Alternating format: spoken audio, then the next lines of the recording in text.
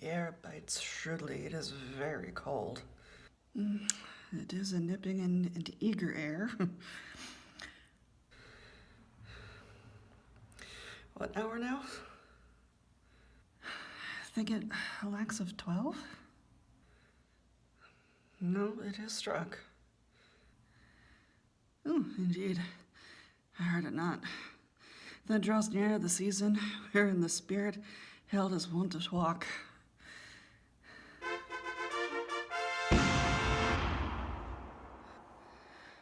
What does this mean, my lord? The king doth wake tonight and takes his rose, keeps a sail in the swaggering upspring heels, and as he drains his troughs of Rhenish down, the kettle drum and the trumpet thus bray out the triumph of his pledge. Is it a custom? Very it is. To my mind, though I am a native here and to the manor born, it is a custom more honored in the breach than in the observance. This heavy-handed rebel east and west makes us seduced and taxed of other nations. They clap us drunkards, and with swinish phrase soil our addition, and indeed it takes from our achievements, though performed at height, the pith and marrow of our attribute. So oft it chances in particular men that for some vicious mole of nature in them, as in their birth, when they are not guilty, so since nature cannot choose his origin, by the overgrown of some complexion, oft breaking down the pales and forts of reason, or by some habitat that too much o'er leavens the form of plausive manners, that these men carrying, I say, the stamp of one defect, being nature's livery or fortune's star, their virtues else, be they as pure as grace, as infinite as man may undergo, shall in the general censure take corruption. For that particular fault, the dram of eel doth all the noble substance of a doubt to his own scandal. Look, my lord, it comes.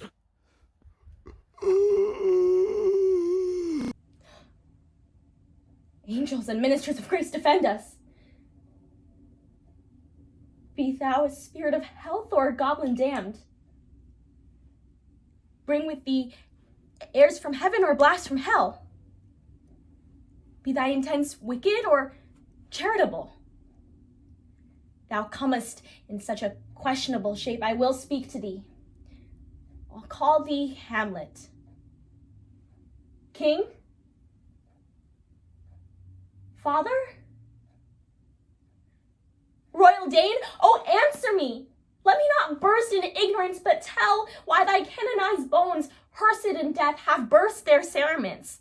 Why the sepulchre, wherein we saw thee quietly inurned, hath oped its ponderous and marble jaws to cast thee up again.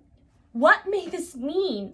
That thou, dead corse, again in complete steel, revisitst thus the glimpses of the moon, making night hideous. And we, fools of nature, so horridly to shake our dispositions with thoughts beyond the reaches of our souls? So why is this? Wherefore? And what should we do? It beckons you to go away with it, as if it some impartment did desire to you alone. Look with what courteous action it waves you to a more removed ground. But do not go with it. No, by no means. It will not speak, that I will follow it. Do not, my lord. Why, what should be the fear? I do not set my life by a pin's fee. And for my soul, what can it do to that, being a thing immortal as itself?